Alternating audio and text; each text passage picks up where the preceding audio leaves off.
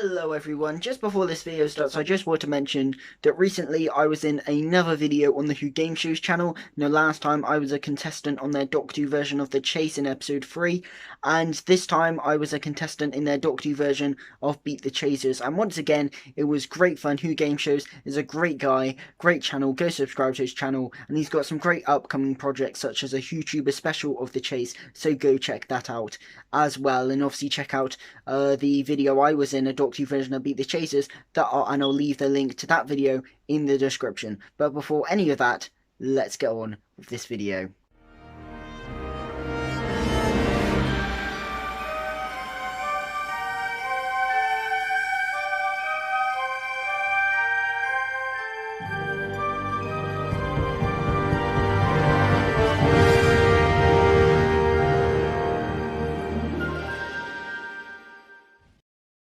Hello everyone and welcome back to the Cosmic Convention, the Pickles Parker podcast where we talk about the greatest show in the galaxy, Doctor Who. Now today I'm joined by a special guest, and actually a special guest who you would have seen before. Now usually if I was going to get a guest on for a themed podcast, it would be a guest that I had on before. However, in this instance I've done the reverse, so this guest featured in the themed Halloween podcast I did with Faries, and now I'm bringing them on for their own solo podcast in the traditional style. Now, today I've got Cynical Who. Say hello. Hello. I don't know whether to be insulted. Are you like recycling me or? Oh no. Thanks for having me back on again. It's nice to be back on the official Pickles Parker channel. Oh, thanks.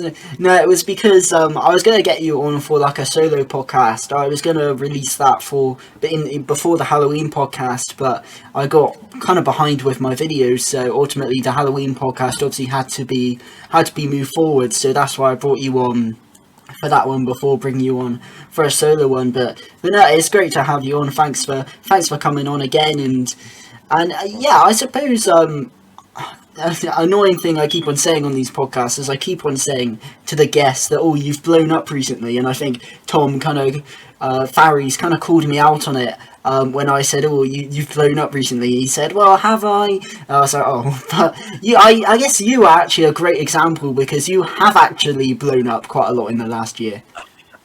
In the last year, I'd say I've grown in the last year. Again, I'm gonna challenge you. I don't know if I've blown up. I'm not. I haven't got thousands of subscribers, but it's been on and off, I guess. It's a bit of Cynical Who history. It's been almost an entire year because it was when the Series 12 trailer came out, which I believe was on the 23rd. I might be wrong. Yeah, I think it was. That's when Max messaged me and he was like, "Do you want to talk about this for your YouTube channel?" I was like, "Yeah, okay." So we filmed that. We filmed another video, and we were like, "Do you want to meet back and do reviews for Series 12, yeah, Series 12, that's the one when it came out." I've totally forgotten what my point was. Oh yeah, but it's sort of, I guess so I've been sort of doing it for about a year, sort of lifted back up for a year now. I think it was only sort of maybe April, I think April was a really good month. I think I gained like 100 subscribers in a month. Oh, nice. That was good. It's been, I think recently, or maybe in like, at points it was sort of a bit slow compared to others. But yeah, I guess it's definitely more successful than it was a year ago. Yeah, I guess in the sense that when I say like blowing up, I don't necessarily mean like loads and thousands of subscribers, because I think that's what like Tom said, like, well, I haven't really blown up because I don't have like 100k or whatever, but I guess in a sense of in comparison to where you were before. So I didn't know this, but actually listening to your podcast with Faries, the unreleased one that he put on his second channel, you said in that, because obviously it was recorded, when was it recorded? Like ages ago compared to when it was released. Yeah, around that time. I didn't actually realise that you were on under 100 subs back then, because I kind of discovered your channel, I suppose. Well, it was through the Harvey Worms podcast that he put out, the very first one. That I can't remember when he put that out, but yeah, obviously you're in it and Faries is in it, and I'd never heard of your channel before, so after that I kind of checked out your channel, and yeah, obviously we've spoken a lot more since, but yeah, obviously I didn't realise that at the start of the year you were on under 100 subs. So I guess in that in that Neither did I really. in that respect, you have grown quite a lot. Yeah, I think multiplied by 8. I Hmm. think since I must have been about 50 at this point last year, which I guess isn't bad. No, exactly. That's amazing, especially as someone like Let's say, yeah, yeah. yeah. Sorry. I was just gonna say, especially as someone like me who's yet to break the 100 subscriber milestone. Although I am trying, but no, I just think it's great that you've had such a productive year really. I just Yeah, think it's great.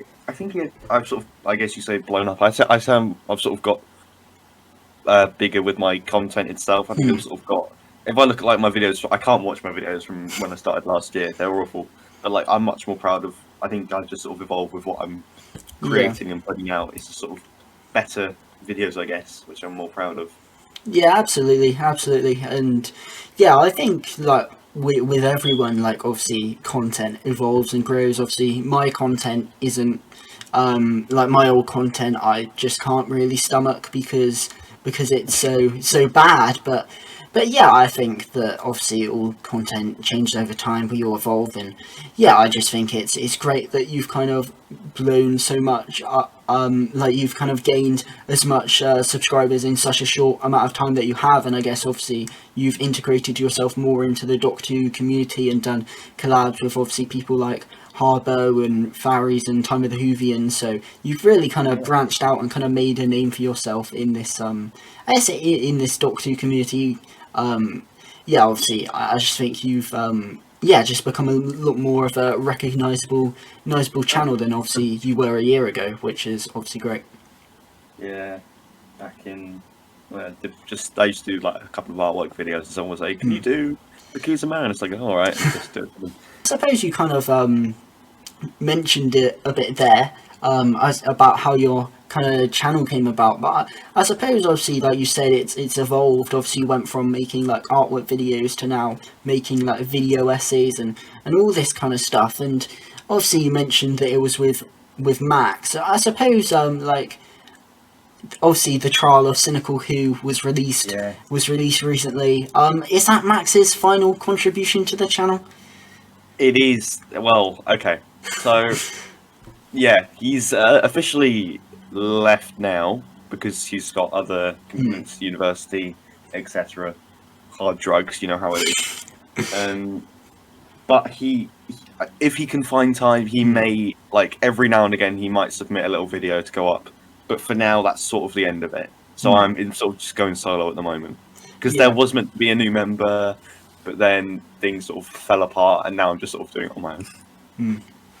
Yeah. Yeah. But I suppose in a sense that obviously like obviously it would have been nice for you to get a new member, but I think in some ways doing a Doctor Who channel by yourself is obviously much more like you only have to rely on yourself. So I know, like for example, with like Time of the Whovians, for example, obviously it's great that they're a collaborative Doctor Who channel, but then obviously they're all relying on each other to do their part and make their contributions. And obviously, in a sense, you'd probably gain more fun from doing a collaborative thing. But I suppose in the sense, obviously now you're doing Cynical Who solo, that obviously you've only really got to rely on yourself, I guess.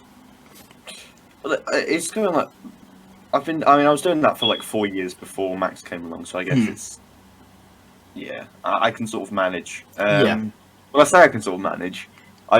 There's bigger gaps in my content now because that's where Max would usually film Hmm. them. But I don't Yeah. know if yeah. Well, I Yeah. think I'm getting along okay. Yeah. I think so. So too. And yeah. I guess we've kind of spoken about your channel. I guess. So I guess the next question is how did you get into Doctor Who? Oh, I was. I literally just was talking to Harbo. We were going to plan to do an entire video about this, but I'll do it here. I'll do it here anyway. Don't worry.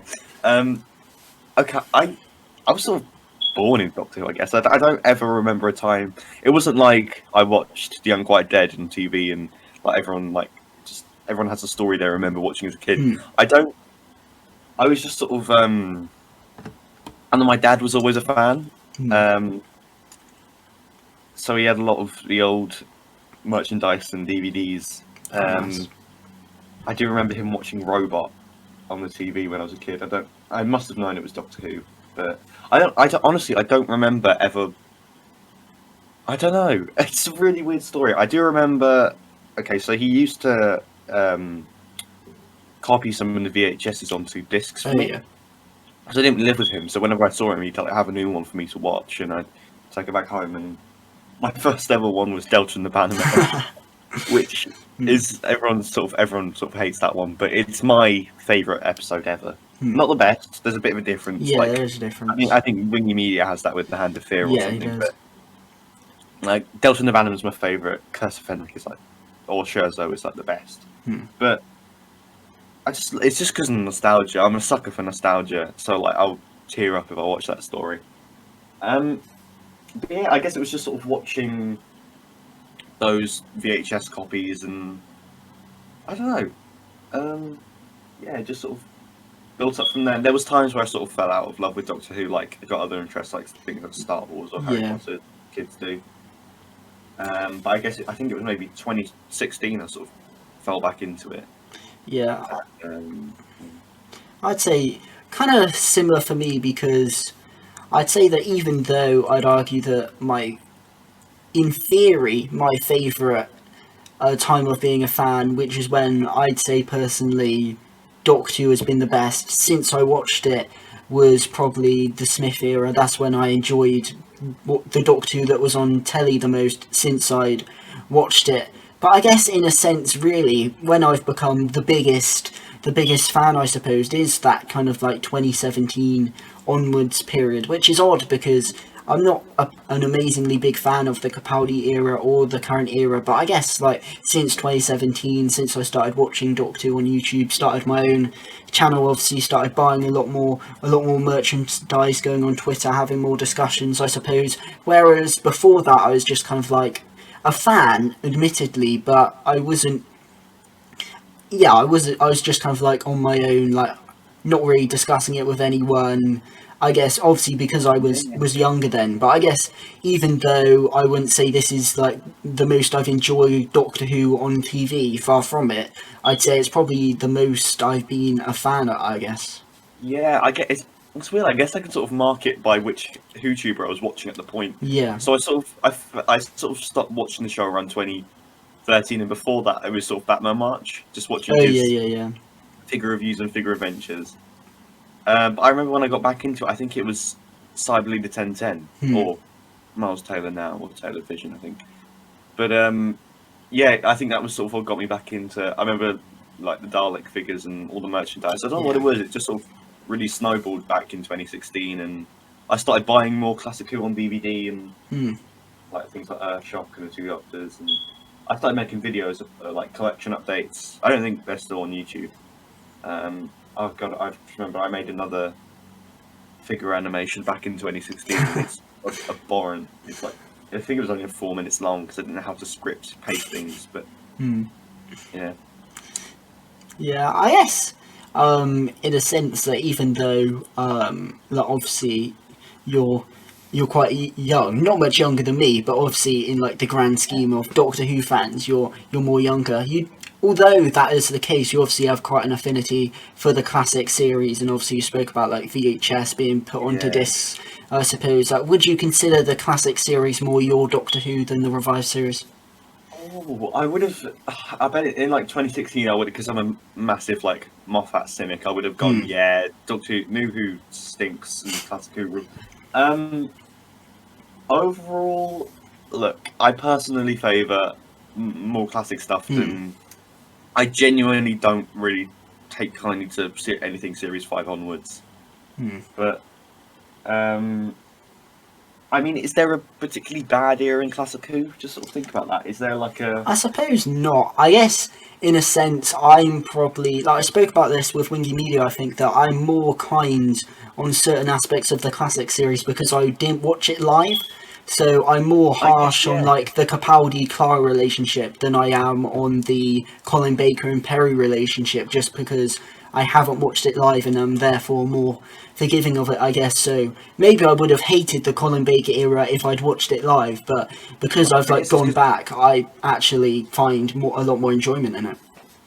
I guess it's because we're not. I guess like the whole feeling, like the connection to the era itself. I guess it's because we're not watching it live, Yeah. and like we're watching it in like a new light. In like with like the current era, we sort of have the same. It's like obviously the episodes themselves, but I guess it's more of the feeling around that time. Like it's a very bored feeling at the moment. Like can't be asked feeling. But like with the classic series, you sort of that's disconnected because they're just DVDs. Yeah. And or VHS or whatever you watched. But I don't know.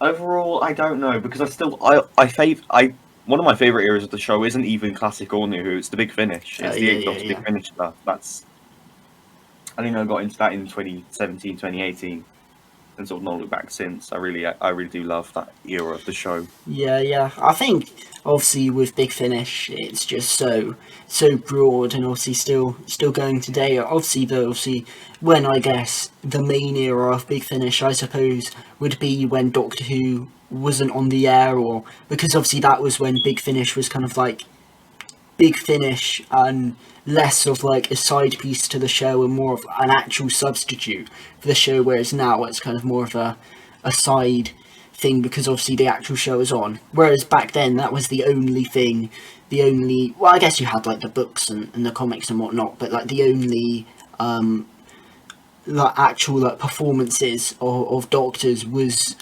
that. So I suppose probably in that respect, Big Finish, I don't know, I think they probably focused more on trying to make like film like more of a series, I guess, whereas now Big Finish has so much output that it's like kind of hard to silly. It's a bit silly these days how much they've got sort of coming out. But and I think as well, kind of like how they market Big Finish and the whole like pre-order price thing and all that, it kind of put me off buying some Big Finish just because I always like get behind with some releases. Like I got Ravenous 1 and Ravenous 2 and I just got behind, and then I just looked, it was like £40 to buy it, and I was like, do I really want to? And then Stranded came out and I was like, you know, do I really follow this 8th Doctor story because I'm so behind? Yeah, that didn't. Yeah, that did happen with Ravenous. Sorry, I still haven't got the Time War. No, I haven't. I don't know. It was just sort of weird how they were releasing that. They weren't even doing it in chronological order. Like it was going Doom Coalition, and then before Ravenous had even come out, it was like a Time War series. It was really weird. And now you've got obviously the 8th Doctor, Time Lord Victoria stuff, and it's all got a bit complicated, and I guess it's another thing. My main issue with Time Lord Victoria, so I kind of wanted to like a video on this, but I guess like it's a similar thing I have with just Big Finish in general at the moment, is that it's pumping out so much and you don't really know what to buy, and before you know it you're like behind, and I think that in a sense that I think Big Finish do just pump out too much. I obviously understand why they do, and I think that obviously if they think it can be marketed, then it makes sense why they'd release it, but I think in terms of there's no fan that's going to buy all of it, because it would just be impossible. You'd have to own like a small island to be able to afford all that.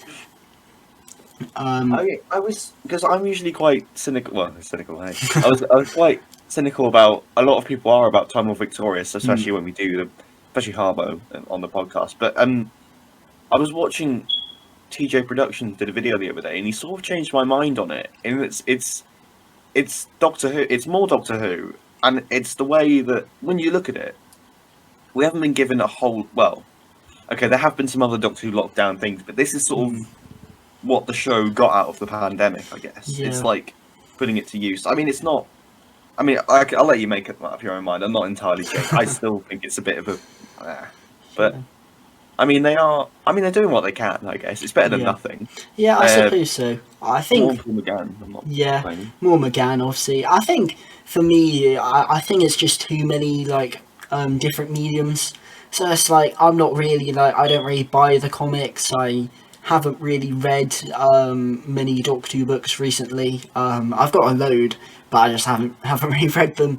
I suppose I think if it was more like a Big Finish thing, I think maybe I'd enjoy it a bit more and would be more invested, because I haven't bought anything Time Lord Victorious related, just because I didn't quite have I didn't quite have the money at the time, and obviously now so much has come out that I just don't really know whether to bother with it, because I'm so behind. And obviously, how do the comics link to the Big Finish? How do the Big Finish link to the books and all that kind of stuff? I guess it's just like, obviously they've released quite a few Big Finish stories now. They're releasing an animated series and all this kind of stuff. And obviously, yeah, I just think it's a bit like, I'm so behind and I can't afford to buy all of this, and which ones do I buy, and it's a few months in now, so what do I do, and all that, which is just kind of put me off it. And I don't even know if I'll pick up any of it. I might pick up like the Eighth Doctor and Tennant crossover story I think they're doing, just to hear McGann and Tennant. I still need to buy Out of Time, actually. I haven't bought that yet, but that is something that I do want to buy at some point, just to hear what it's like. But yeah, it's just a bit mental, I guess. But yeah, I mean, with canons and things like you're saying, like crossover timeline. Look, I've with my Eighth Doctor stuff, I've crossed so many different universes and timelines. Things like I've, because the comics go completely differently to, even like in the main range, there's different Big Finish like fuck ups. Like Doctor's got different companions and things like, yeah, it's all a bit of a mess, but like the stories themselves I enjoy. Yeah, I think that when you're actually like in the stories, I think it's actually really enjoyable. Like when I listened to Ravenous 1 and 2 and all this kind of stuff, and while I was listening to the Tennant audios and some Fourth Doctor audios and all this kind of stuff, it was really enjoyable while I was listening to it and while I was like in the zone of Big Finish. It was really exciting to be buying all these releases. But I think then when you find yourself kind of out of the zone a bit, which I've been probably for the last year, I guess. I did have a period where I was trying to get back into Big Finish during lockdown, but I think when you find yourself kind of out of that Big Finish bubble, it's kind of quite hard to get yourself back in. I think especially with how regular Big Finish release and like the prices of it, as soon as you get behind, you're essentially behind, you're just waiting for a sale. In terms of listening, like I remember you said the other day, because at some point in lockdown they had like a 1 to 50 sale, and like each story was like £1 or whatever. But I bought a load of those, but I've even got just other random releases that I just still have not listened to. Yeah, and it's like it's getting yourself in the mindset of listening to Big Finish, and I can't do that for a while because I'm still thinking about doing my dumb marathon. Yeah, even like Classic Who's gotten easier for me, because there was a time like I've only been watching like two classic stories every couple of months, maybe if that. Like last year, and I was like maybe The Claws of Axos, a few months later Ark in Space or something like that. But I've recently, because I think of doing my reviews, I've gotten back into Classic Who easier. Yeah, I don't know how or why, but I think it was maybe like the Curse of Fenric that sort of pushed it for me, and I just sort of back into videos from there. Yeah, I think with Classic Who is just kind of easier, I guess. I think there is certainly... Well, no, I find New Who easier to watch. Yeah, I think New Who is easier to watch, but I'd say in terms of comparing it to Big Finish, obviously Classic Who is easier to watch. I suppose, obviously, just because there's nothing new coming out, so you'll not need to like, I need to watch this story before that comes out and all this kind of stuff. It's just kind of all there, so you can dip into it when you want and all this kind of stuff. I think the thing is with Big Finish is the fact that it's constantly still coming out, so you need to keep up to date with it, otherwise you just get lost behind, and before you know it, all of Ravenous is over £100 and... Yeah. Do you pick up more recent Big Finish? Because I don't. Yeah, the only sort of recent stuff I pick up is like Eighth Doctor, but like nothing else really. Yeah, I think not particularly much now. I think that when I first started getting into Big Finish, which was 2018, because if anyone was around the channel at that point, you weren't, but if you were, by any chance, you noticed that I was actually doing Big Finish reviews around that time of recent stories, and it was because I'd like just got into Big Finish. The first one I got was the 10th Doctor and Rose one, that like volume 2 in the book. That was the first Big Finish I got, and I really enjoyed that. And I think I bought like the new 4th Doctor audios with Leela, then the David Bradley ones, and then just Ravenous One and Unit Cyber Reality, which I haven't actually listened to, and I've had it for like 2 years. And Torchwood, I think was released. I just like got a load of just recent Yeah. Big Finish, and I think since after that, well, I've kind of dropped out of that Big Finish bubble, as I spoke about before. I've just tried to go for like random older stories. I think I listened to Davros last year and the Juggernauts, and obviously, as you mentioned, that lockdown sale, I bought a load of older releases, and even like not necessarily like 2000s releases, but I bought a couple of like not old main rage stories, but not current main rage stories. So I think I bought. I haven't actually listened to these, but which is ridiculous. I got them in like Christmas 2018. I just haven't listened to these, but I got think the entire War Doctor stuff, entire War Master. Well, not entire War, but a lot of War Master stuff. I've just not listened to any of it at all. yeah, I got I think it's We Are the Daleks, the Sylvester McCoy and Mel one. That was my first Big Finishes actually, because I remember I bought that one in person. Like, I went to Forbidden Planet rather than getting on the website, which was a bit of a dumb idea. You don't get the download. I sort of hate it, but it's all right. It's like I hate it and like it at the same time. I don't know why. Yeah, I haven't listened to that one. I think I also got I can't remember what it's called, but the one with Colin and like the stained glass window Dalek. Jubilee. No, it's not Jubilee. It was more of a recent one. I can't remember what it's called. Order of the Daleks or something like that. Is the Rani on the cover? I'm not sure. I think it was around a similar time. Like, I think it was part of like the wave when they reintroduced the Rani, I think, and a couple of others. Just trying to look at the shelf. I can't actually see from here, but yeah, I got some of those. I think I bought Mistfall. I think, which is like it's with Davison, Turlo, and yeah, it's the Full Circle sequel. And because I really like Full Circle, I bought that and listened to that, and that was quite enjoyable. But I've just, and obviously since, as I said, I went into the lockdown sale, bought a load of ones such as Chimes of Midnight. I think I bought some others. I think I bought Storm Warning, Sword of Orion, Blood Tide, I believe, is the Colin Solarian one. Red Dawn, I think, is a Fifth Doctor and Ice Warrior one, I want to say, and a couple of others as well. And and I bought Spare Parts as well. I still haven't listened to that. But I tried to buy like some ones like Chance of Midnight and Spare Parts. Obviously, everyone raves about. That's the one you just posted into chat. That's the one. I haven't listened to it, but yeah, I bought that. But yeah, I think I've just kind of been trying to get like random releases what I can. I think when I bought like the Order of the Daleks, We Are the Daleks, those ones, I think Big Finish were having like a sale, so I just purchased those and stuff. I don't tend to buy recent Big Finish. I think the last recent Big Finish I bought when it was actually released would have been the 10th Doctor Adventures Volume 3 with Donna, which I've only listened to one story in that. I think that was released in like 2019.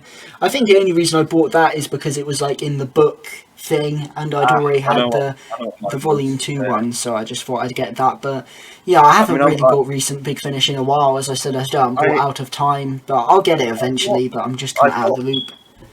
I've got like the most recent Big Finish order, but I didn't actually pay for it. It's kind of a weird story. I got War Master box set one when it not when it came out, like maybe a year after it came out. Yeah. Still like 2018, 2019 maybe. And I haven't got box set 2, 3, or 4. But in Doctor Who magazine competition recently, I won box set 5. Oh, nice. And that arrived 3 days ago. So I don't know what to do now. I bet it's sort of a bit of a scheme, really. Now I've got to pay for all the full price for all the box sets in between. It's a marketing scheme. You think you're getting one for free, but actually, yeah, just getting 3 others. Exactly. Yeah, I'm pretty sure though with the War Masters, aren't they? With the War Master box sets, aren't they supposed to be like standalone? I have no idea. I've never listened to them, but I hope so. This one's got McGann in it as well, which is quite nice. Yeah, that's quite a nice bonus. Yeah, I think with Big Finish, I'd love to get into it more, but I think now it's just all of a case of, obviously money is a factor, but also just like trying to get into the things. I think I favoured more, as I said, buying like random main range stories just because they're more self-contained. It's just like a story that you can just watch and say, yeah, not watch, sorry, listen to, and then just say, yeah, that is a good story. Whereas now, if you're trying to get into the box sets, which obviously dominates Big Finish, they're even getting rid of the main range, I think, to replace it with more box sets. I don't know how you actually listen to the Eighth Doctor main range, because I've managed to get all of them physically over the years, which was expensive. But I'm marathoning them. It's a really brilliant experience. I loved marathoning that era. But I don't know how like you just like dip into something like Sword of Orion or something like that and just leave. They're all sort of interconnected, really. Yeah, I suppose so. In terms of like early Big Finish, that is certainly the case. I think it's just like, I'd love to listen to all of Ravenous, but it's just I don't have the money for it, and yeah, it's I think that's just the problem with Big Finish, and I don't think it's just Big Finish. Obviously, we mentioned Time Lord Victorious. I think it's just merchandise in general. This whole like limited edition merchandise, and I guess Big Finish is not a limited edition, but you have to buy it before a certain time, otherwise the price just goes up. God, yeah. I think it's just a case. Or you get it in a bundle. Yeah, I think it's like with the B&M figures. I haven't got any of the recent ones just because, or I didn't have the money at the time, and the problem is probably if I went in now, they'd all be gone. And it's just annoying. It's the same with the collection box sets for the classic series. I've got 18, 10, and 14. But I missed out on 12 and 19 because I wasn't sure whether I was going to collect them. And then Season 18 just came out, and I love Season 18, so I thought I want to own that. And then last year, I think, when 23 and 26 were released, I was kind of, like you said, I kind of went off Doctor Who a bit. I was more focusing on other things, so I wasn't really caught up with those releases. So I missed out on those, unfortunately, and the problem is I can't get them now, which is annoying. I saw in Argos, it was around the time earlier this year, around the time of my birthday. Well, on Argos it said it had like both of them, 26 and 23. And I was so happy, and then I saw and it said these aren't in stock anywhere near your house, and they're not in store, and we won't deliver. Which essentially said they're out of stock, and I was so annoyed because if they're out of stock, why put it on the website? I was so annoyed because I thought I'd finally got them, and I just hadn't. I'm a bit jammy really that I've got season 18, 19, 23, and 26, but it's just coincidentally they're releasing my favourite seasons. Like. I managed to buy them quickly, but I know I'm a bit. I sound ungrateful because I've got all of them, but I'm really. I wish I got season 12 because when it came out the first time, I didn't actually have a Blu-ray player, so I was like, I've got them on DVD. I can't be bothered. And then when they re-released it, they weren't clear about when they were re-releasing it at all. So when I went to check, it was sold out. I was like, what? I really want to see Genesis of the Daleks on like HD because my DVD's scratched, so I can't watch it anymore. Oh no. Yeah, I think when the 12 re-release came out, I can't remember why I didn't get it. I think it was because I was trying to focus on trying to buy 23 and 26, and I ultimately didn't end up buying them. And then the season 12 re-release passed me by, and I was like, I've missed out on all of them.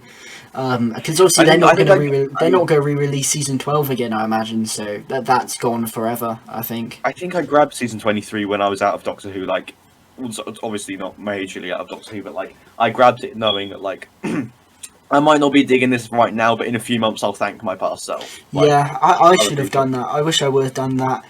I think I am kind of annoyed because I've seen at the time I hadn't seen these seasons, so I think that's why I don't know if I'd seen any of season 19 when it was released. Maybe I had.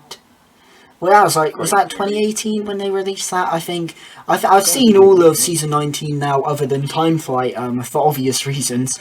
But I think that it's actually because I spoke about I think in other videos about my classic Doctor Who marathon, and I was left the last season 19 story as Time Flight for obvious reasons, and then I just never got around to finishing my random classic Doctor Who marathon. But yeah, I think at the time I thought I wasn't really sure whether I wanted to start collecting these because they were a lot of money when season 12 came out. And then when season 19 came out, I thought, well, at the time, I specify at the time, I wasn't a big fan of Davison.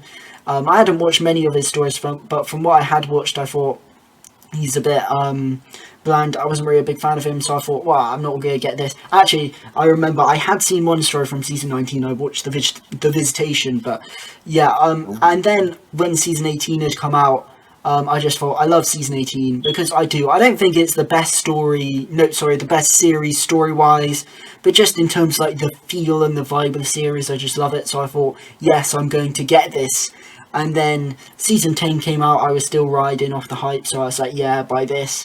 I'm gonna, even though I don't know the first one, I'm gonna build up my collection. And then obviously I missed out on 23 and 26 because I kind of fell out of love with Doctor Who. And then I obviously got 14, but yeah, that's another thing that's just annoying in terms of Doctor Who merchandise. So I understand why everything's so limited, but I think it is just a bit annoying because I think especially in terms of, like, these current circumstances, I think most people would much rather kind of buy when they can actually buy it, or when they're in the mood for buying it, rather than like a set time when you have to buy it.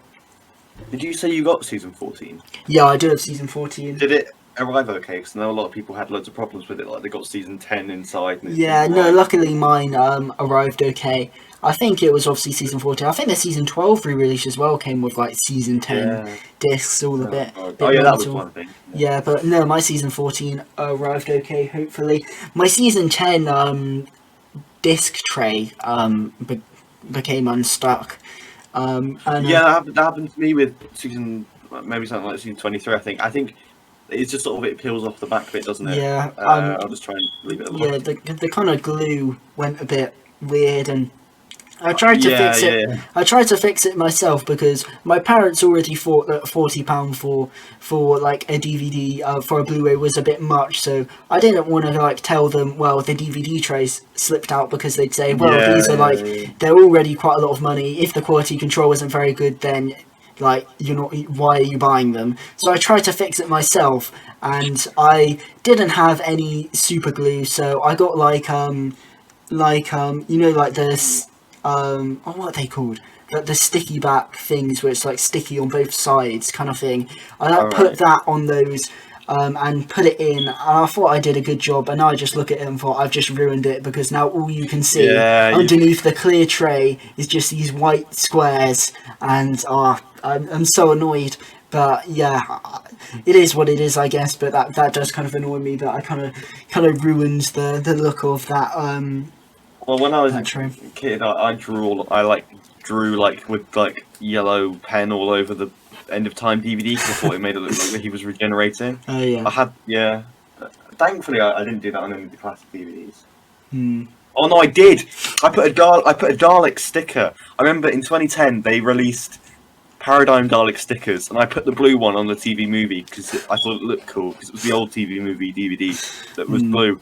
And I put it on there, and like years later I was like, fuck, why did I do that? So I took it off and I ripped the cover. So now my original, like, 2002, whenever it was, TV movie DVD with the black case is just got a little rip on the top. Oh no. Yeah, I did things like that. I can't remember where it was. It would have been like 2011. I think it would have been 2011 actually. Or maybe 2012 when I actually did this. I got like a little sticker book with like different stickers with my name on, and I for some reason thought it would be a good idea to put one of them onto my my TARDIS, because I thought, oh, that would be a good idea. Now everyone knows it's my TARDIS and I can't get it off. So now what TARDIS is that? It's the Matt Smith one. I think it's from like a Christmas Carol set or something. It was like the first figure set I ever got was this set with a TARDIS, the 11th Doctor and Amy. I remember the day I went into Toys R Us. I got that set along with like a 2005 Dalek and just like a nude figure. I don't even think I'd seen the story. I just bought a nude anyway. But yeah, so good. I remember going into Toys R Us and seeing all the Doctor Who stuff. It's good times. But yeah, that's really annoying because I can't get that off now. And then it's weird because I remember I was playing with like my TARDIS, like the original RTD TARDIS when I was a kid, and I don't know. I put some tape on the front of it. I don't know why. It was like some weird story I was making up. But I remember taking it off, and the little postbox sign, the Yeah. alter open thing, that sort of ripped a little bit. And a few years later, I was in school, and someone was like, "Oh, I don't like Doctor Who anymore. Do you want to have all my old Doctor Who figures?" I was like, "Yeah." So he gave me his TARDIS, and the exact same rip on the police box sign. It was really Christ. weird. So I've got two That is RTD TARDISes with. I've turned one into a War Doctor TARDIS now. But it's weird how they've got the exact same rip. I don't know how that happened. Yeah, I think in terms of like Doctor Who figures breaking, I've got a really weird, like that first 2005 Dalek, like the actual eye bit on the eye stalk just came off. So like the end bit with the eye just randomly came off. So I've got a Dalek with an eye stalk but no eye on now for some reason. And I have a Dalek figure that my sister had that she gave to me because she doesn't really like Doctor Who. Now, but obviously back when I first got into Doctor Who, my sister got into it as well, and then she kind of drifted away, and obviously I kept with it. But that just has no eye stalk at all; it's just gone, completely cut off. And I've got a Martha figure with like the spiky hair bit is just gone, also inherited from my sister. So I don't know. Old Martha. Yeah, pretty much. Well, what you do with broken Daleks like that is you just customize and turn them into destroyed ones. Yeah, that's what I'm tempted to do actually, because I've already got more bronze Daleks, so I might actually try and customize it. I haven't actually really customized any figures actually. I've always wanted to after watching like really cool customs, like but honestly, I've never. I thought I could do things like that, but I'm just terrible. Yeah, I think it would certainly take a lot of effort because I watched people like obviously you said Batman March. Miles Taylor, even Captain Jimmy Pie, obviously does like loads of customs, and I never like wanted to attempt. I did want to attempt one, but I just thought this is just going to be ridiculously difficult. I don't have the skills to even try and attempt this. It was 2016, and I really like the costume from Fear Her. Oh yeah. So like I had obviously everyone has like tons of 10th Doctor figures, so I just like okay, I'm gonna paint this one in watercolor just to make sure if I mess up I can wash it off. And now I'm just ripping them apart left, right, and centre. But I painted it and I did the black shoes, and it was crap, obviously. And I think, all right, the next one I want to do is a destroyed Dalek. So I got one of my old RTD Dalek figures, just sawed it in half and set it on fire. It looks cool now because I did all like the slime and the weather. Nice. I've done a few of those, which you can see in my upcoming animation. But I've done a lot more Big Finish customs like the master. I'm really proud of the masters. Did a patient. I made that one. The smile figures. Nice. Done the Candyman, Hemivores, Time Lords, all sorts of. There's a lot of crap ones, lots of bits and pieces that I've just sort of left in my drawers. TARDIS models actually. I'm hoping to finish my McGann one soon. Again, it's been a year on and off making that, mainly off, but I'd like to. I need to make. I made a Jodie Whittaker console that lights up and has all the crystals and everything, but I've never shown it like on a video. McGann one does all the fancy lights and sounds and things. I've just never. I need to make it. I'm sure it will make a good video, but I've just never bothered. Yeah, that would be an amazing video. Those sound great. I've never really, as I said, delved into customs, but I wish I could, because obviously it's really great when you see all these like amazing custom figures, and I just wonder. Like, I don't know. Obviously, it's a case of money, but like if fans can custom figures, why don't the BBC make these figures? Like, especially like you said, ones like the Candyman, and obviously maybe they can't release that for licensing reasons, but like it's just like they've released more like figures now. Like they release like both Romanas and an actual classic Sarah Jane. Yeah, well, it's a bummer like when you make a figure.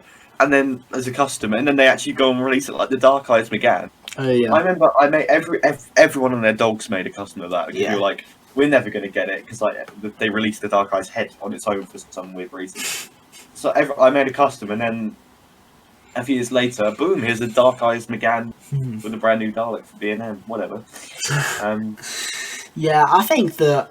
Yeah, I think just like some things, it's like it makes no sense why it's taken them this long to release certain things. Like a classic Sarah Jane, like surely you would have thought that would have been part of like the first wave or whatever, especially with the Sarah Jane Adventures actually being on at the time.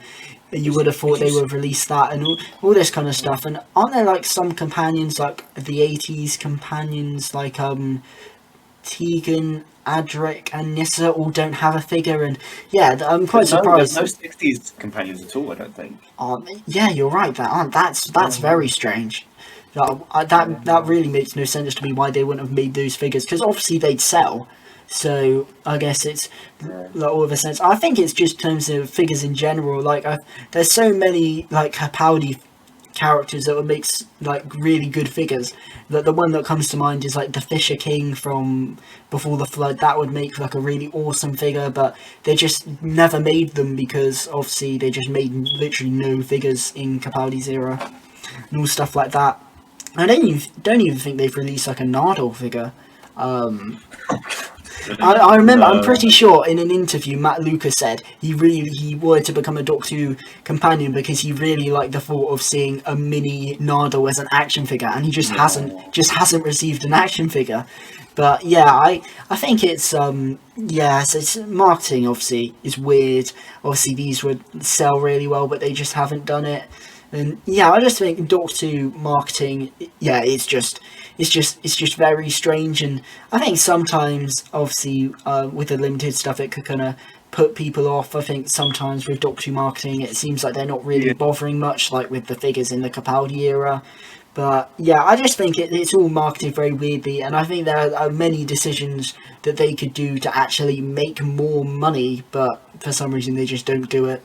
Yeah, it's a bit odd. Yeah, I mentioned this on your thing last week. I never really managed to pick up the figures anymore, but like obviously, like I'm fed up with having to get actual goods B&Ms and they don't have them. It's annoying. So I'm gonna order them online for an extra £10, like one of these people on eBay. The cheapest I could find was £30 for a £20 set, but obviously it's online and it was like next day delivery. So and they're nice Dalek figures. It was the Chase, the history, not the.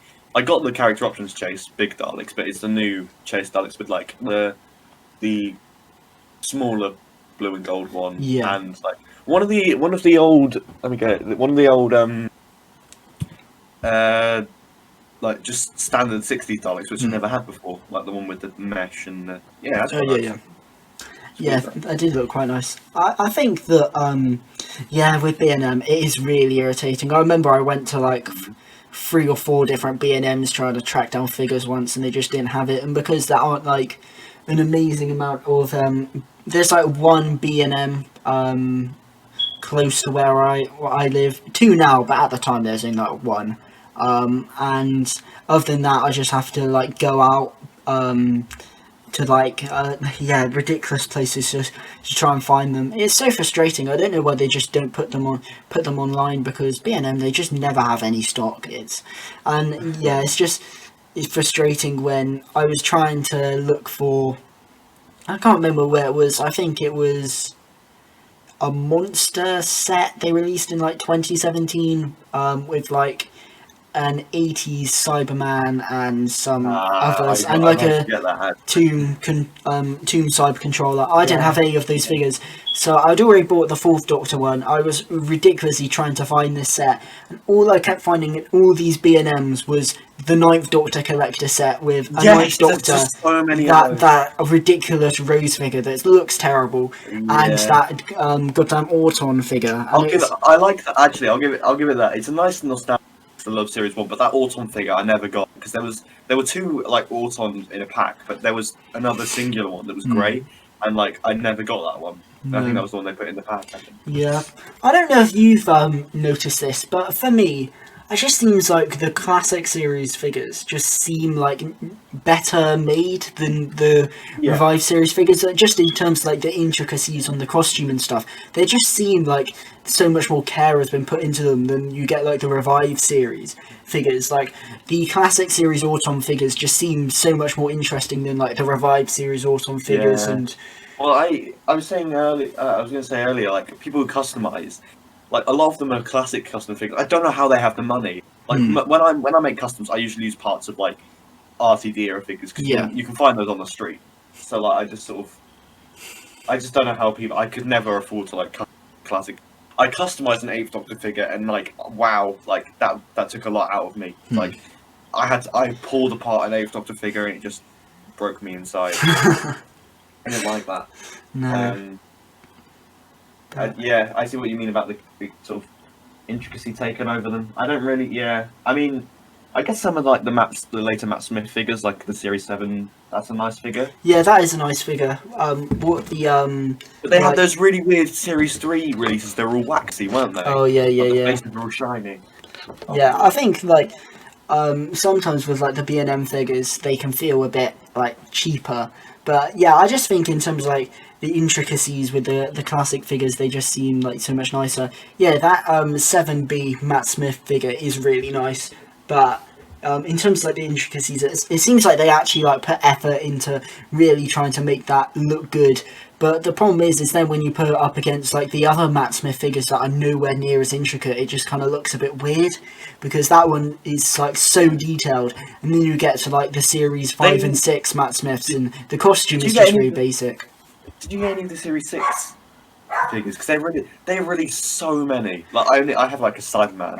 I think They made so many like Silence and bearded doctors and mini Amy Bonds. It's just silly. yeah. I guess what Series 6 figures do I have? I have an 11th Doctor from Series 6 and a couple of others. I think I'm just trying to look to see what I have. I can't really see.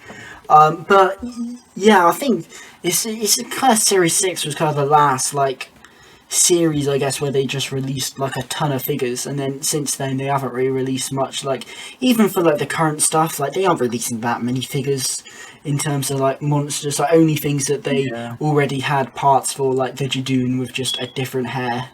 And obviously the Resolution Dalek was like an actual proper new sculpt, which is great. But I think everything else is just a bit.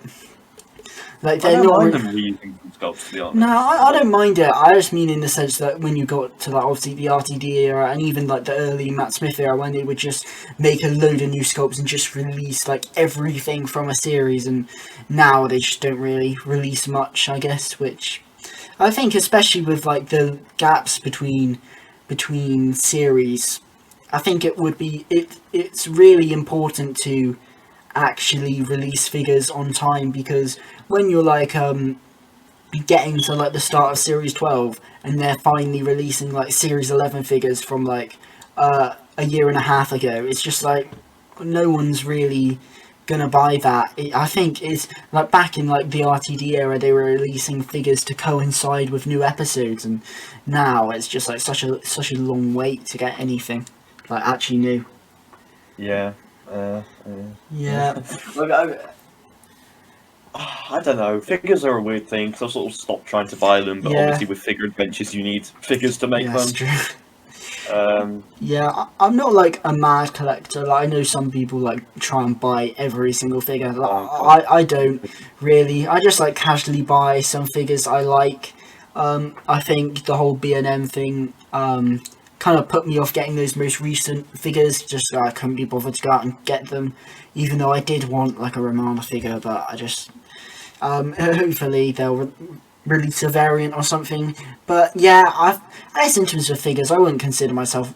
Well, I obviously collect them, but not like to a really big extent. Like, I can miss out on a few releases. I'm not too bothered.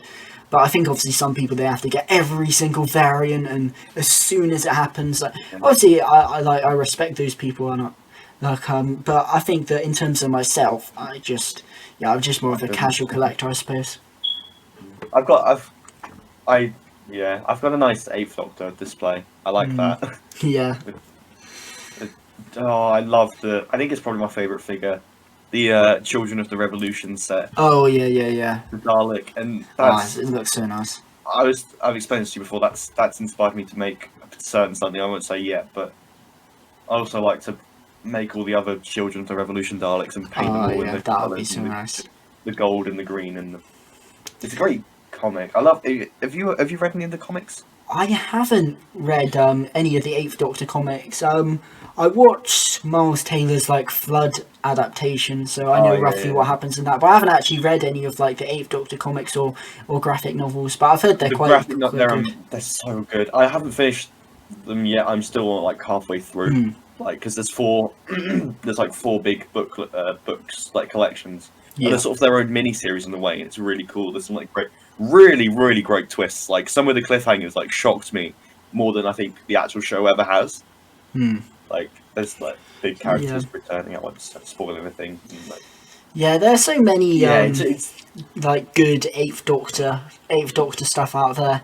I think he obviously never really featured much in terms of TV, but I guess in terms of like expanded media, it's kind of like spoiled in terms of like variety and just quality. I think there's so many, from what I've heard, like so many good like Eighth Doctor stuff in terms of obviously Big Finish is the main one, I but think comics, Scherzo, books. I think Scherzo is probably the best.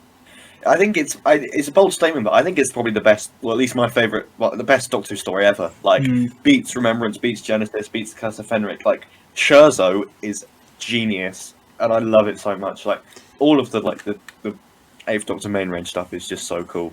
Like you just can't really come anywhere near it. Yeah, It's just so different and weird and. yeah, I haven't listened to an amazing amount of like the Eight and Charlie stuff, but from what I've heard, it's and what I've heard from other people, it is it sounds really really weird, and just like really experimental. It is, and it's great. Like, cause there's enough sort of time for you to find your feet. Like, there's like they wait a couple of I guess seasons because they have little mini seasons before they start doing any weird stuff like Zagreus. But even when they do, it's really good. It's like really good. Memory Lane, Next Life, weird little bits like that, and the whole Divergent series is just trippy, and I love it. Yeah, absolutely. I suppose obviously you said that your kind of favorite story, not the best, but your favorite story is Delta and the Bannerman. I suppose, like, Yes.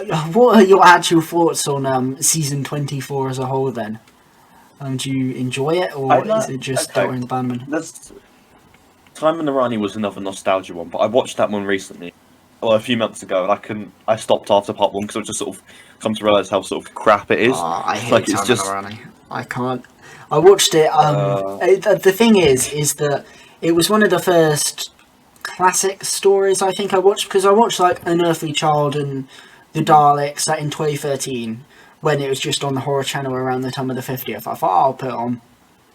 And then I'm pretty sure then in like 2017 I thought I'm actually gonna get into classic Doctor Who, and my reasoning, I thought I'll try and put more of the recent stuff on. So I'll put on the start of the 7th Doctor era, I'll put on Time in the Rani, and after the first part I just stopped watching because it was awful. I think I'm glad it didn't put me off classic Doctor Who. I think after that I watched like Robot and then Ark in Space, but it is so awful. And now I finally watched all of Time in the Rani in lockdown in my marathon, and I don't mind the rest of season 24. I actually can get some enjoyment out of it, and I think the rest is quite fun.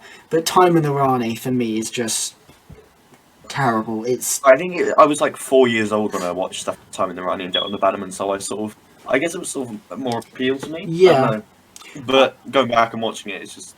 Yeah, I think I think Delta and the Bannerman is actually fun. Like, I do enjoy Delta and the Bannerman.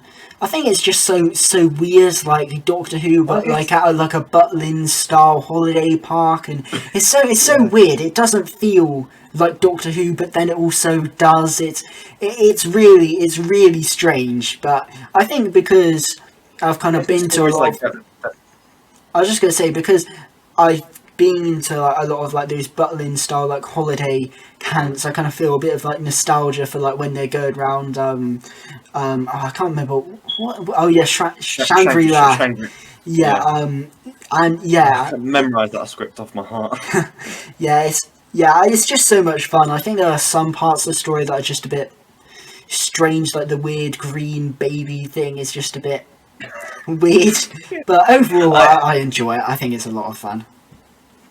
Yeah, I mean, the stories like, I guess, Delta and the Bannerman and maybe like the Five Doctors, which are just like, you can't critique them. Like, I mean, specifically because Delta and the Bannerman was like a childhood nostalgic favourite for me, I sort of can't really look at it like critically and like go, that's bad, that's good. It's just all like, it's just fun for me. Yeah, I think I've never been able to look at stuff like the Five Doctors like that either. Yeah, I think for season 24 as a whole, maybe not Dragonfire, but for Time in Arani, Paradise Towers, and Delta and the Bannerman, it feels almost a bit of like a pantomime kind of thing, like. But it's just fun for that, like Delta and the Bannerman. Like I almost, like you said, I can't really critique it as a Doctor Who story because like it's not like amazing Doctor Who, but then again, it's not trying to be anything more than just like a really fun time, and I just find it ridiculously fun. Like, I just find the concept of like Doctor Who goes to like a holiday park just like mental, like, Yeah. and the fact that they actually like saw that and just commissioned that, I just think is just mental. And yeah, it feels like no other Doctor Who story, Delta and the Batman. It's just, I wasn't expecting that going in. I knew it was set at kind of like a holiday park, but when I started watching it, I wasn't expecting it to just like have such a weird feel and to just be so enjoyable. But it just was. But I actually really like Paradise Towers. Like, I enjoy like Paradise it's just Towers, a brilliant story. Like, it's okay. Some of the acting is sort of a bit hammy. I don't. Chief Caretaker. Yeah. Oh god. But I really like. It's a great idea. I remember I had to explain it to my friend who'd never seen classic Who, and it was really hard to explain. But yeah, I just think Paradise Towers is great. Yeah, Dragonfire, I don't remember it too well. It was alright. It was sort of there.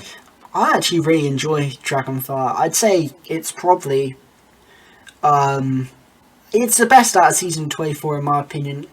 Mainly because I actually think it's like an actual properly good story. Like I do actually quite enjoy Dragonfire, and I think that Ace and Mel are like work really well in it, and I like the contrast between the two.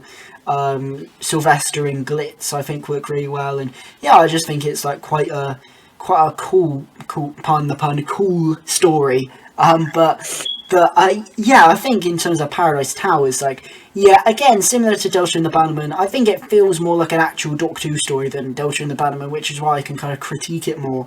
But I think in terms of like a story, it's probably better than Delta and the Bannerman, but I can kind of critique it more. I think the whole thing with the Chief Caretaker and the ending and the whole like architect thing is a bit like, what? It's a bit strange, but I think it is just fun, and the caretakers with their rules and like the resis and pets and all this kind of stuff. Like, it is a bit ridiculous, but it is just fun. I think I dreaded watching season 24 for a while after I'd watched that first part of Time of the Rani, because everyone said, oh, season 24 is really crap. And I watched the first part of Time of the Rani, I just thought, oh, it's going to be like ridiculously painful, like Time in the Rani. And it wasn't. I enjoy it a lot. I think it does get a bit of unnecessary hate. It is like unlike any other series in Doctor Who ever, in terms of it is just fun, but just played like a pantomime for the whole thing. And it's like, it doesn't, other than maybe Dragonfire, which takes itself a bit more seriously, the rest don't take themselves seriously at all. And when you kind of compare that, I guess, to season 22, where it's trying to be like really dark, and I guess it kind of like doesn't really compare, that there's only a series in between. It feels like a completely different show. And then even when you get to like season 25, it's completely different from like this weird pantomime tone in season 24. Well, I was going to say, what do you think is your least favourite classic story? Like, one you despise the most? That's a hard one. For me. I think it might be Time in the Rani, actually. Thinking about it. Have you seen Terminus? I have seen Terminus, not for a while though. God, it's so bad. I remember it was one of the first Davison stories I watched. It was a weird choice. Actually. And yeah, I had no idea what was happening. But then again, I wasn't the biggest fan of Caves of Androzani when I watched that in like 2017. So I don't know whether I might like change my mind on it. I can't really remember like what my actual thoughts are on Terminus. I just remember being utterly confused and not knowing what's going on. But yeah, I can understand people like not really liking it. Also, I don't really have an opinion on it. But if it's anything like Warrior's Gate, after I remember it being a bit weird. But obviously, since I've watched Warrior's Gate, and I quite enjoy Warrior's Gate. I know it's written by the same writer. and I quite enjoy like Warriors Gate and the weirdness of that. But I can't remember if Terminus is anywhere near as effective. Obviously, I presume you don't think so. I remember. Well, Warriors Gate was one of my childhood ones again, so I don't. I know if I can. It's been years since I've seen that one. It's been ages since I've seen any of my classics. That's why I'm going to do this marathon. Yeah. Actually, City of Death is a weird one. Like I'll always put down like my favorite classic stories, and I'll always miss out City of Death, even though it's amazing. Yeah, it is amazing. City of Death. That's another one where it's just like so fun, but I think in a sense that it's actually a really good story as well. Whereas like with Delta and the Bannerman, it's really fun, but I don't know if I could call it like a good story. Well, with City of Death, I think it gets the great mixture of like being just ridiculously fun, but also being just a fantastic story as well. I think it's maybe one of few Doctor Who stories to actually achieve that kind of balance of being like quite a comedic story but actually being an amazing story as well, because most comedic Doctor Who stories don't end up being like amazing Doctor Who stories, even though most of them are quite enjoyable. Oh, the Romans. That's a good one. I haven't seen the Romans, but I've heard it's quite good. But yeah, I think that City of Death just has that perfect balance. I suppose another thing I kind of wanted to talk about, I suppose, was because obviously you seem to be quite a big fan of like the 60s and 60s Doctor Who, and certainly something I've heard you speak about on your channel is kind of like the reconstructions and the animations, and kind of how you prefer the reconstructions to the animations. Well, yeah, I don't know. I don't know. It's just you're missing. I guess you're sort of missing out on the animations. You're not actually seeing what was actually there. Like there's pictures there, and there's sometimes little clips. I don't know. It's just what I prefer. Yeah, I think like, for some people who collect the DVDs, who've only seen animations, like they've never seen such brilliant stories as the Daleks' Master Plan or the Massacre or the Mythmaker. Those are great, and actually giving them a chance because no one really likes reconstructions. Yeah, I don't mind reconstructions. I think the other day I was watching The Abominable Snowman for the video I did with Corey on season 5, and to be fair, I don't mind reconstructions. I find them quite enjoyable. I think that in a sense, like initially when I first started watching them, I thought this is like really hard, but I think naturally now I just kind of enjoy them, and I don't think they're that hard to watch. I quite enjoy the reconstructions. I think I enjoy watching missing stories. I haven't seen an amazing amount of them, but like I enjoy watching them just because no one really knows much about them. Like they're not spoken about at all. They're kind of like weird little oddities of Doctor Who. So like a story for example, like The Smugglers, which I haven't seen, but I've been really tempted to watch that one just because no one speaks about it at all. Yeah, it's really good. I must have said this countless times on the internet before, but the Mythmakers, the Massacre, and the Smugglers are just the three unheard of.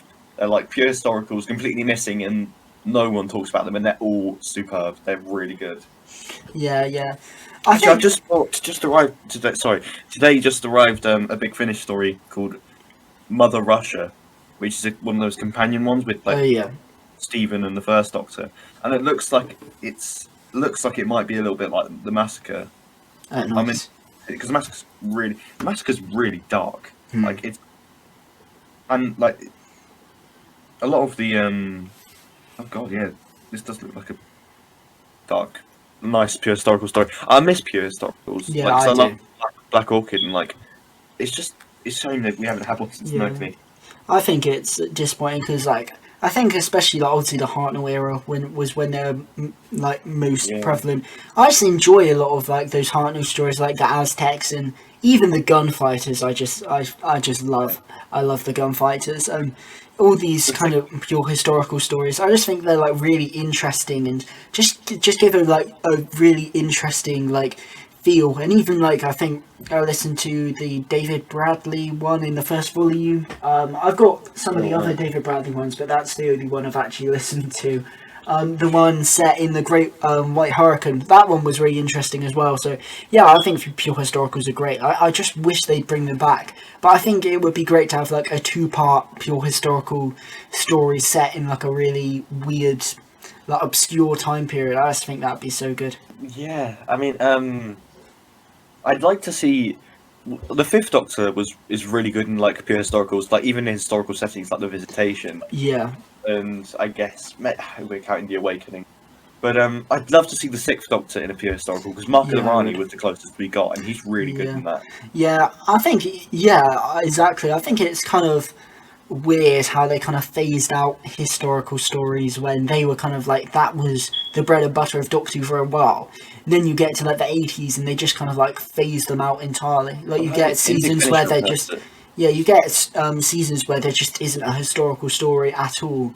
I guess kind of like the revised series has kind of brought that back. You always get at least one historical story in a series, but yeah, obviously Big Finish have done some great pure historical stories and some great historical stories in general.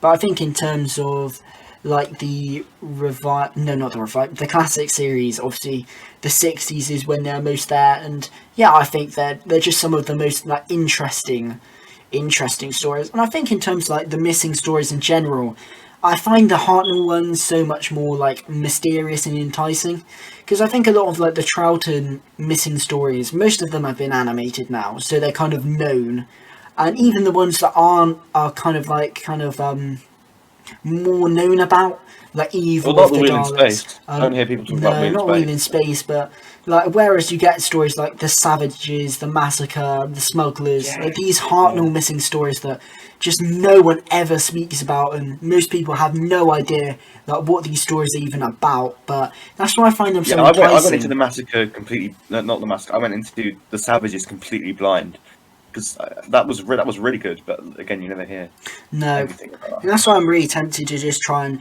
go and watch all of these like Hartnell missing stories, because I Yeah, mean do it. like, I really like Hartnell anyway, and like his era, I think it's so underrated. No one speaks about it, but it's just like it's really strong stuff. And yeah, I think that I am really tempted to because yeah, they're just so like no one ever speaks about them. It's the same reason why when I first started like going into getting into classic Doctor Who around 2017 2018 time, while I was watching Fourth Doctor stories, I went to the end of his era, and that's why I love Full Circle so much, because it was one of the first classic Doctor Who stories I saw. Not really one of the first, but were the kind of the beginning of me really getting into classic Doctor Who.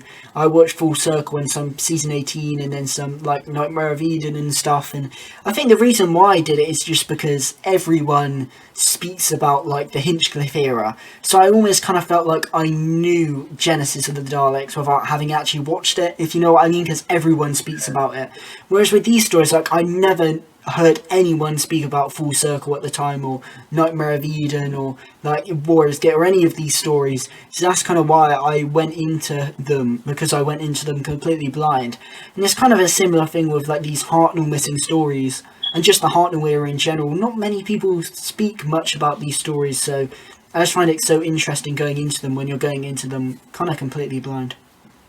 I think the Smugglers is. I think that one might be the least viewed story ever. Actually, I think. I think you have Maybe. a point, yeah, because there's not really much enticing to it. Like even like I kind of consider the Savages kind of similar. Like no one even speaks about that, but it's got Stephen's exit, so more people would probably be gravitated to that. Whereas with the Smugglers, it is probably the least watched Doctor Who story ever, because no one speaks I about this. don't think it got many viewers on the night. I think No. I think there's like a sort of a chart or some weird thing. Yeah, it's probably because I think wasn't the Smugglers one of the reasons, or were the stories that kind of prompted them to get rid of pure historicals, because they just didn't do well viewing wise. I think that was the Gunfighters, another one that contributed to that. But I think they can be really interesting or really fun. Like I wouldn't say the Gunfighters is one of the most informative pure historicals, but it's just so goddamn fun. I love the Gunfighters, and Hartnell is just having such a good time in that story. He's just so on form. And yeah, I love the gunfighters, but yeah, I just think like the '60s era and just the Hartnell era in general, and yeah, it's just not really spoken about. Which, and I guess I'm always kind of drawn to Doctor Who that no one really speaks about because I just find it more of an interesting watch. Yeah, I guess it's all that niche. Yeah. I'm in so big into my Eighth Doctor comics and Hmm. weird little niches of the fandom like that, I guess. Yeah. Yeah, and I suppose in terms of like animations, I mean, I don't really have a preference. I don't mind them. I think certainly I find watching an animation in color quite weird. I don't know whether it's just me, but it just seems like wrong watching like a Troughton story in color. Like it just should be black and white. Oh god, For yeah, me, definitely. when I watched the Faceless ones, I watched the black and white animations with the original episodes in, just because that just seems like how it should be watched. Even though it may be like a smoother process watching all of all the animated episodes, I just wanted to watch yeah, just like the original episodes and watch it how I think it kind of should be watched, because at the end of the day it's a black and white story, so you know, watch it in black and white. I understand people wanting to watch it in colour, and that's fine, but for me I just prefer to watch it in black and white. I think an oddity of a Doctor Who story is when like the first part is like the first parts that exist, and then for like 2 or 3 parts are animated, and then a part after that is that exists. Because I was watching the Ice Warriors, and like the first part exists, I think, and then 2 and 3, I want to say, don't, and are animated, and then like part 4 exists. And it was so weird watching like it go to these animated. I just thought it was so weird watching part 1, which is real, and then watching these animated parts, and obviously the story is quite progressed since then, so you've gone to like environments and things that you've only seen in animation, and then going to like the 4th part and then seeing these environments you've only seen in animation all of a sudden like in live action what they would have been. I find that like a really weird experience, but I found it quite interesting to see the animations and then see how it would have actually looked. But yeah, it is a bit of a weird thing. But yeah, I'm not really a fan of like animations like trying to be their own thing. I think they should be mainly to fill in the gaps, and if a whole story is animated, a whole story is animated, like that, you can't do anything about that. But I think that when like you start animating like all of the parts of the Faceless ones for no real reason, I don't really know like why that's being done. I think that's a bit I do find that odd.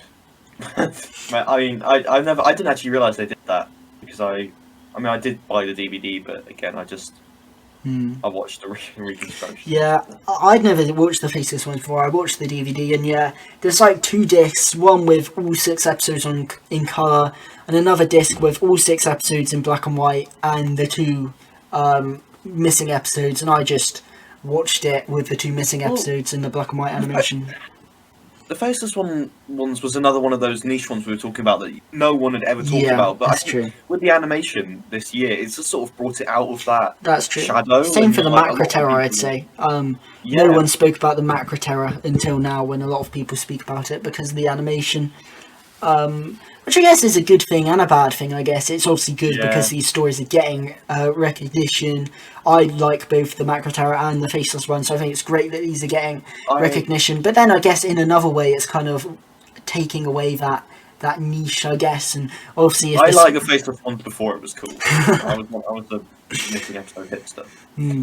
Yeah, I guess in a sense it is kind of taking away that niche, and yeah, if like the Myth Makers was all of a sudden to be like animated and then everyone loved it, then obviously it would be good because it's getting recognition. But then also that's kind of like your niche, like Doctor Who story. Exactly. That was my obsession. Like, oh. Yeah, so I think it's a bit of a double-edged sword, but yeah, I think it's certainly a weird thing with animations. I think I do enjoy the reconstructions. I do also enjoy the animations, but I think sometimes they can be a bit weird. But I can mostly watch them fine. I think sometimes the art style can be a bit weird, but yeah, it doesn't particularly bother me. Like I know the Ice Warriors animation is a bit weird, but it didn't particularly particularly bother me. I think Power of the Daleks animation was a bit but again, I watched it fine. I think that ultimately reconstructions, animations, I don't really particularly have a preference. I think it's just obviously great that we can actually watch these Doctor Who stories in some form, even if it is reconstructions. And like we're not just like, imagine if there were just no telesnaps, then there would be no way to watch there's these. not any telesnaps from the Mythmakers, I don't think. Oh, So, is that like a loose cannon one where they just like did some magic? CGI'd all the backgrounds and sick. like just put a couple of like promotional pictures over the top, and I think they put some like clips from the Savages in there as well. Oh, that's great.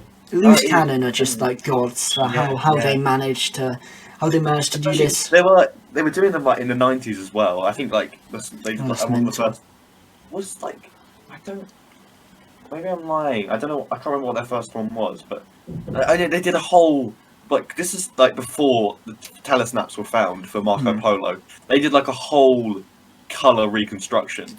Christ. And then they found the telesnaps, and then they made like a new one that was still it was in black and white though. But like I've not seen the newer one. I've only seen the color one rather. But yeah, they're so good. Yeah, they are brilliant. Loose cannon. Yeah, I just think it's like the dedication that goes into really bringing these missing stories to life is just so admirable. And yeah, I think if like we didn't have the audio, no telesnaps, obviously there'd just be no way to experience these Doctor Who stories. They'd just be gone. So I think it's great that we can watch these stories in some way, whether it's reconstructions or whether it's animations. Yeah, because I know there are some. I don't really know much about the franchise itself, but I think there's like the 60s, like the Avengers, like or there's some like even like the audio, like the entire things for those are completely missing. So like, Christ. I think Big Finish have actually recreated some of those, but because they have the scripts, it's like a guess a reconstruction. But I kind of feel sorry for those guys. Yeah, I feel sorry for them as well. It's just mental to think that like there are some things that you just cannot watch anywhere. Because I think obviously in the modern day, because there are so many things you can watch things on, it's just mental to think that there's just some bits of TV that are just like not anywhere. Like you just cannot access them anywhere. I think that's just like a weird thing because obviously now nothing could ever get lost really, because it's just because it's TV is on so many different platforms. But obviously now, obviously. It was obviously a different time, but I still think it's so weird to just think that there are some Doctor Who stories that are just gone and they're just erased everywhere. I think, it's just a weird thing, but I guess it's like a nice little Doctor Who oddity. I guess that there are some missing stories. It's a bit of a nice Doctor Who quirk, but yeah, it's obviously a shame that we can't watch these stories, and they don't get the appreciation they deserved. I think it's weird because I know a lot of people used to say how many missing stories Troughton has. I don't know whether it's just the animations, but I feel like Hartnell now just has a lot more missing stories. Or maybe just missing stories no one speaks about, as we said before. I'd really like them to do a Hartnell animation, because I'm not saying I'm getting sick of the Troughton animations, because I do love Troughton, but I think it would just be nice to focus a bit more on Hartnell, because I do think he is really underrated. It would be nice to see him get the love he deserves, especially after things like Twice Upon a Time did him a bit of a disservice. I know you're not a big fan of Twice Upon a Time. I'm not really a big fan of Twice Upon a Time. This is a thing I find really weird. I find it really funny when you saw tweets on Twitter where it's like, oh, the Timeless Child disgraced Hartnell, ripped Doctor Who 1963 to 2017, and I was just thinking, what 2017 when they released that episode which disrespected Hartnell like ridiculously.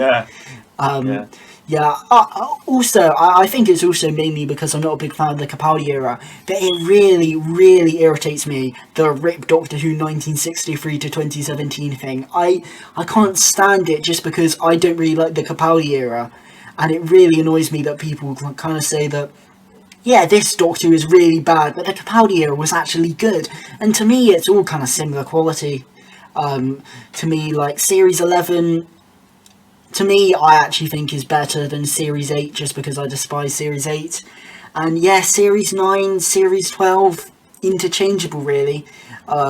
So I don't really see the argument where this is like so bad, but the Capaldi era was actually good. But I certainly know that obviously I don't want to be murdered by the Capaldi fans, because they are out there. And yeah, it's just me. I don't really, because I never enjoyed the Capaldi era at the time, and I just don't really understand like the kind of like reconsideration of the Capaldi era by fans, because from what I could see, most people hated it at the time, but now people are kind of hating, or not necessarily people hating. I'm not trying to say that Capaldi fans hate Jodie Whittaker. I'm not trying to say that.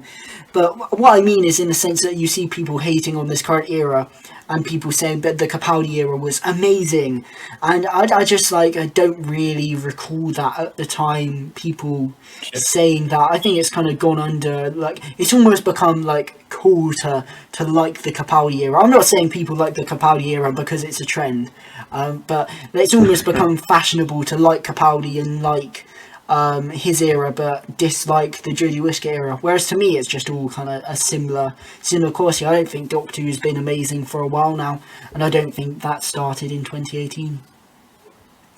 Yeah, I mean, I just sort of think it sort of went a bit downhill from 2010 onwards. Personally, yeah, I'd say that obviously I have nostalgia for the Smith era. I'm a bit similar to Tom in that sense that I have a lot of nostalgia for the Smith era, but also I'd say that story-wise, you may not agree with me on this, but particularly like taking out Series 7, Series 6 and 5, story-wise, are nowhere near on the same level of bad quality as like the Capaldi era, in my opinion. That personally, I think Series 5 is kind of flawless. I don't really think there's a bad story in there, but Series 6 doesn't have too many bad stories in that, at least in my opinion, and Series 7 it is a ridiculously mixed bag.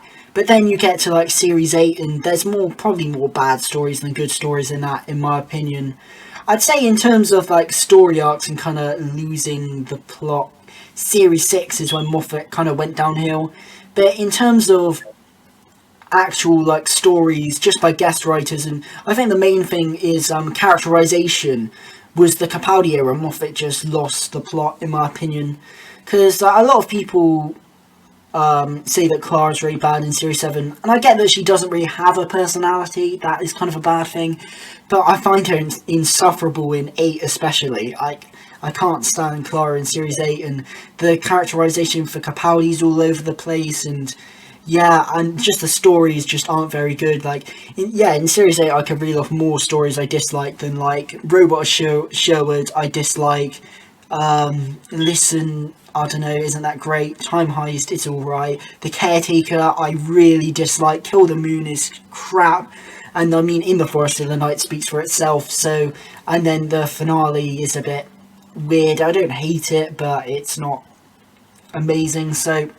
And Deep Breath, I haven't watched that in years, but I think that's a bit average. And Into the Daleks, okay in places, but it's a bit of a retread of Dalek. And I think the only two brilliant stories in Series 8 is Mummy on the Orient Express and Flatline, which I do actually think are very good stories. But other than that, Series 8 I just really, really dislike. I don't remember, like, I'm just so, like, ambiguous on, like, the Capaldi era. I just can't talk about it. Yeah. Like, sorry. No, I think that, yeah, it just annoys me when people hate on this current era and then kind of ignore the flaws of the Capaldi era. And I think if you genuinely like the Capaldi era, then fine. I'm not saying that people are like faking liking the Capaldi era or anything like that before people get that impression.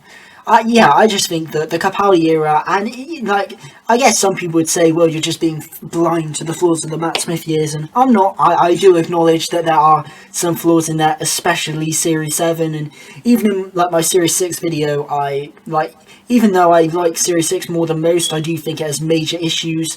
I think that just in terms of that, I think especially the 11th Doctor, Amy and Rory, I think are characterised pretty well and acted pretty well, and bring up a lot of the stories they're in. Obviously there are some that they can't, like Curse of the Black Spot, Let's Kill Hitler, Dr. Widow in the Wardrobe are some crap stories.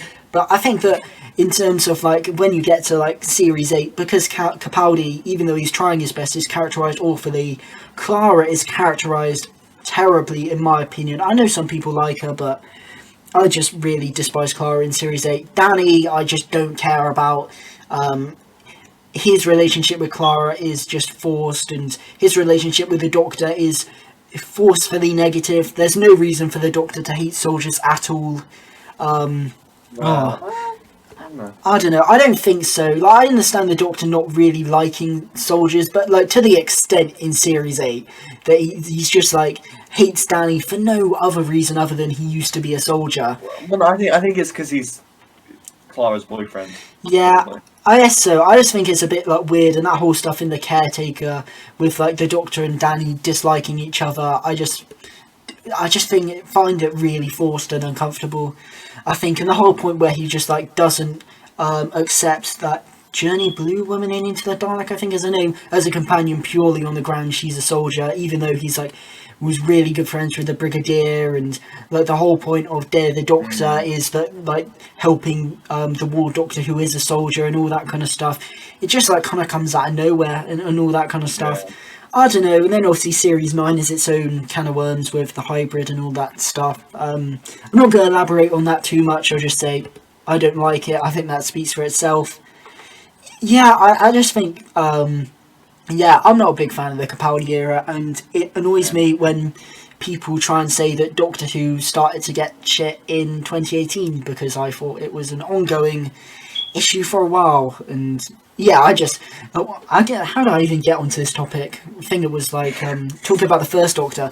Yeah, it just annoys me when people say, "Oh, it's so bad," but remember when it was good in 2017. And Twice Upon a Time is awful, and the first Doctor is disrespected in that. So like, is the Timeless Children really disrespecting him more than aren't all women made of glass in a way? I don't think it is.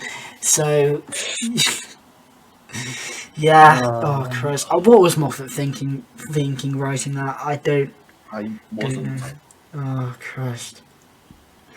Oh dear. Yeah. I mean, Twice Upon a Time is another thing entirely. But don't need to make my video on that one. Yeah. I know you really dislike it. I don't think I dislike it quite as much as you, but I still don't really like it. I'm pretty sure I've got a video on my channel as like first thoughts where I'm just like slate it. I think I'm a bit kinder in my like more structured review, but yeah, it's just not great. I think especially for Capaldi's era, it really ends it on a whimper, and yeah, it's just, I don't think it's not really got a plot, and yeah, I just don't really like it. But anyway, yeah, I guess in terms of I guess we kind of covered a lot of things. I suppose in a sense I just wanted to ask you, because I kind of know already, but I just guess to kind of ask you, what are kind of your thoughts on like the current era, I guess? Oh God, I don't know. They've changed a lot. When it came out, I was sort of like, yeah, this is all right. And then I sort of like, as Series 11 went on, I was like, can't really be bothered with this anymore. Didn't even watch the finale when it came out. And it wasn't on much. So I think again, that point I was sort of like, yeah, I'm gonna listen to a lot more Big Finish instead. And then Series 12, I don't really remember Resolution when it came out. I wasn't really asked. Series 12 was like a big. I liked Spyfall when it came out. I'm not one of these people who's highly negative or highly positive about it. Like, I can be highly positive where I need to be. I can be highly negative where I need to be. I don't know if I'm really looking forward to the New Year's special. I'm just sort of thinking, I don't know. Yeah, I'm kind of the same. I'm not really not looking forward to it, but I'm not really really looking forward to it either. I'm just a bit. I think in terms of Series 12, it's just a bit meh, really. Like, I'd say it's an improvement on Series 11. I think the Timeless Child thing that I really didn't like would make me look more negatively on the series than I would have done. Yeah. But I think, like, I'm not really a big fan of the finale. I don't like the Timeless Children or really anything they do with the Sidemen. But in terms of the actual series, I think it's like, yeah, it's got its good points. I quite enjoyed Spyfall, especially the second part. I really enjoy Nikola Tesla's Night of Terror. I don't mind Praxiosaur from 55. I don't think they're terrible.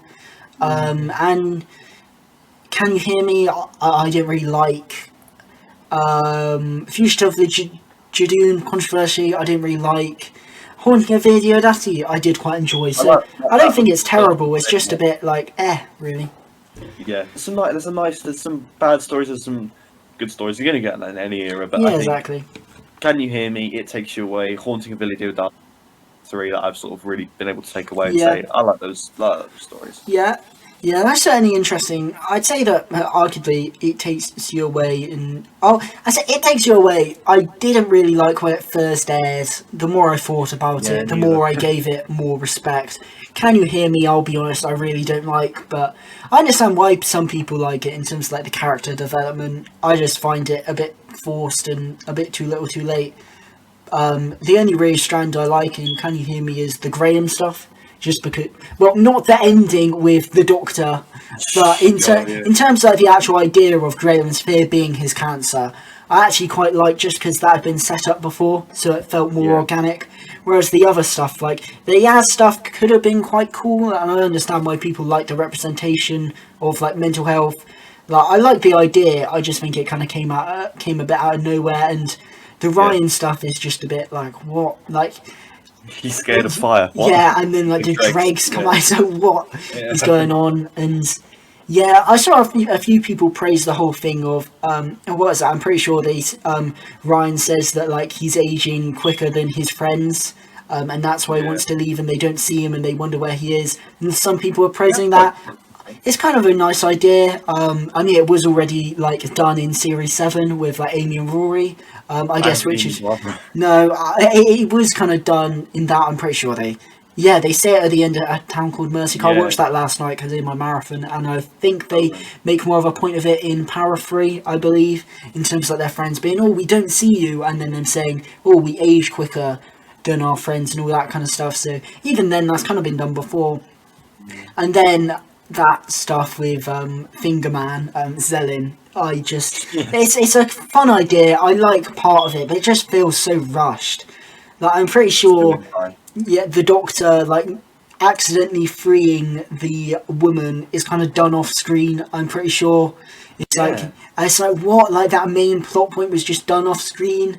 And it has like a weird epilogue at the end as well, and yeah, I understand why people like it because of the character stuff, but I just thought it was quite a weak episode. I think also I was quite excited for it as well, which is why I was quite disappointed with it. I'd say for me, it's probably, in terms of like really good stories, probably Spyfall, Nikola Tesla's Night of Terror, Haunting of Diodati, and The Woman Who Fell to Earth I quite enjoyed.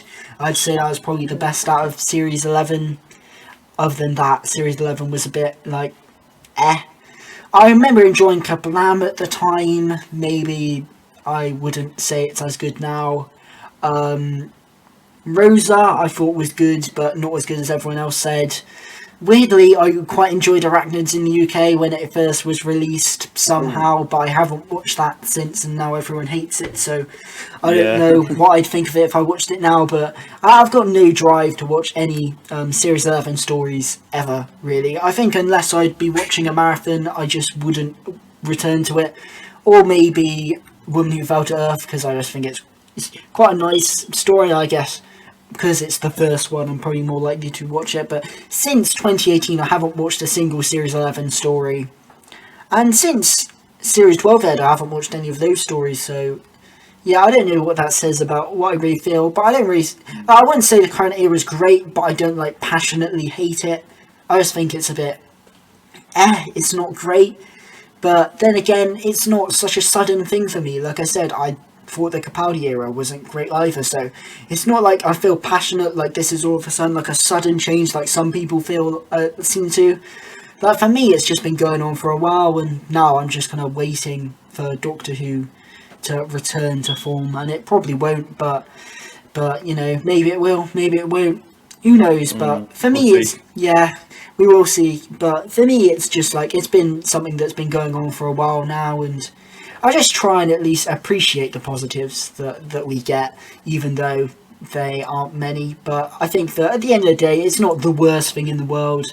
I think some ideas are questionable, like the Timeless Child, but in terms of like the actual episode quality of the series, it's just a bit like you get these with any series. Like I said, series 9 pretty interchangeable with series 12 in terms of episode quality.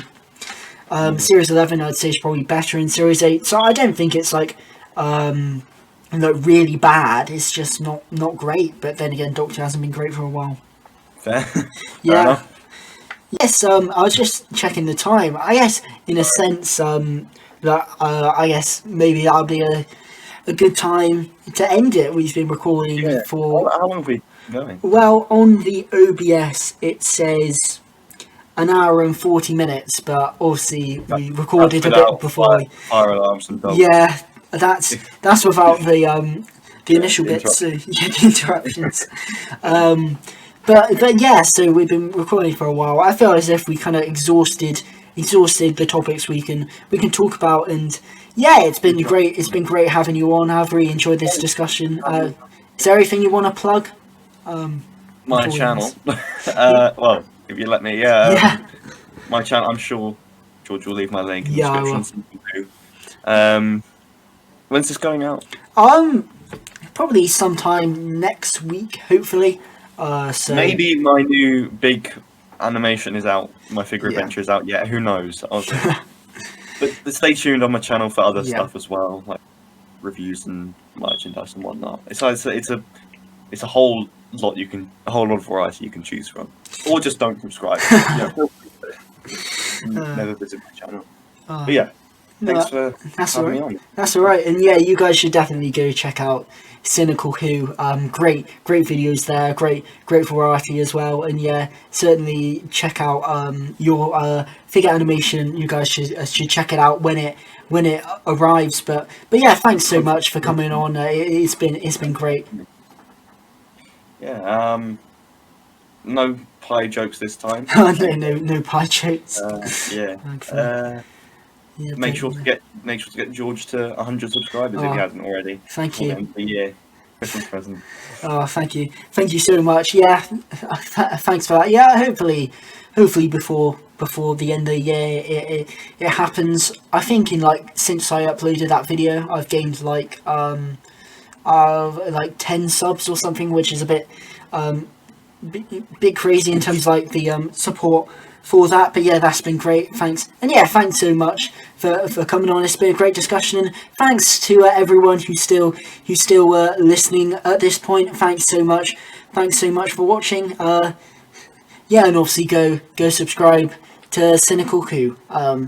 But yeah, thanks for coming on, and yeah, thanks everyone for watching. Thanks. Yeah. Well, I need to thank people where they can, because not many people watch my videos. So if anyone is actually watching, I need to thank quite a lot. But anyway, thank you guys ever so much for watching, and of course, a goodbye. Goodbye.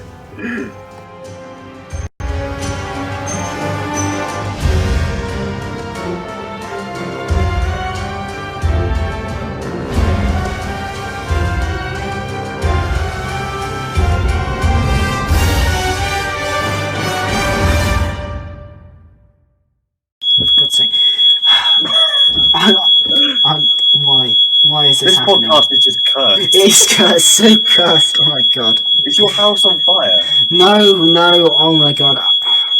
My dad is cooking some food, I think, and why?